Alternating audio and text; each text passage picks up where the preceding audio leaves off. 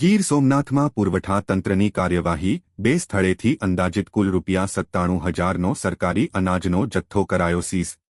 ગીર સોમનાથ જિલ્લાના કલેક્ટર શ્રી એન.વી. ઉપાધ્યાયની સૂચના અને જિલ્લા પુરવઠા અધિકારી પી.ડી. વાંદાના માર્ગદર્શન હેઠળ પુરવઠા તંત્ર દ્વારા વેરાવળ તેમજ સૂત્રાપાડા તાલુકામાં સતત આકસ્મિક તપાસણીઓ હાથ ધરવામાં આવી હતી।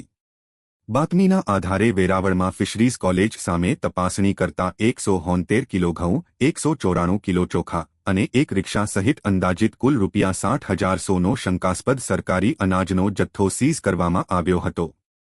તેમજ સૂત્રાપાડાના ઉપલાપાડા વિસ્તારમાં શંકાસ્પદ રીતે સરકારી અનાજની લેવેચ કરતા રિક્ષા ચાલકની અટકાયત કરવામાં આવી હતી। તપાસમાં 150 કિલો ઘઉં, 100 કિલો ચોખા અને રિક્ષા સહિત કુલ ₹36,900નો મુદ્દામાલ જપ્ત કરવામાં આવ્યો હતો।